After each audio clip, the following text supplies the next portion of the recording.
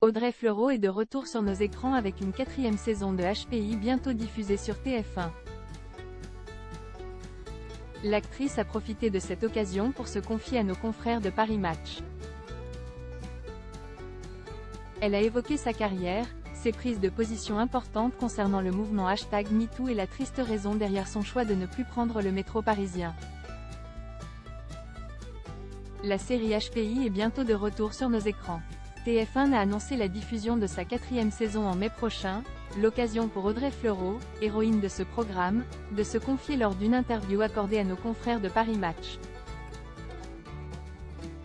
La comédienne est revenue sur son succès et sur le fait qu'elle avait déclaré, il y a quelques années, ne pas souhaiter être reconnue dans la rue.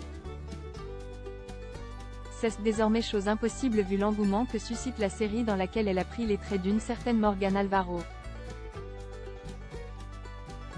Je ne vais pas m'en plaindre, mais il est vrai que ce n'est pas l'exercice avec lequel je suis le plus à l'aise. Le comportement des gens change, et je ne sais pas comment gérer leur regard. C'est agréable mais déstabilisant, a-t-elle avoué. Puis de préciser, on est très chosifié, sujet à une fantasmagorie qui perturbe, devant des jeunes filles qui peuvent se mettre à trembler, à pleurer, des personnes qui veulent des hugs. Et là je suis mal à l'aise. La fonction qu'on me prête me dépasse. Celle qui a été sacrée comédienne préférée de Français, selon un sondage Paris Match IFOP, a néanmoins expliqué que le succès ne lui était pas monté à la tête, au contraire. Ce n'est pas comme si ça m'était tombé dessus d'un coup, à 20 ans, à un âge où on peut vite partir en vrille. Pour moi, ça a été progressif, a-t-elle indiqué. Si ses habitudes ont changé? Pas vraiment puisqu'elle a confié que son choix de ne plus prendre le métro parisien n'est pas récent. Audrey Fleurot a confié ne pas y avoir mis les pieds depuis l'âge de 20 ans. Un choix motivé par une triste raison. Puis de souligner, mais cela n'a rien à voir avec la notoriété. À la suite de nombreuses agressions, Jay pensait que le scooter à Paris ne pouvait pas être plus dangereux. L'actrice se sent concernée par le mouvement #MeToo et lui a d'ailleurs immédiatement apporté son soutien. La cause me tient évidemment à cœur. J'ai la chance de ne pas avoir été victime d'agressions au sein de mon métier. Mais Jay était confronté, comme tout le monde, à des abus de pouvoir ou à des remises en question de mon professionnalisme, a-t-elle commencé par regretter.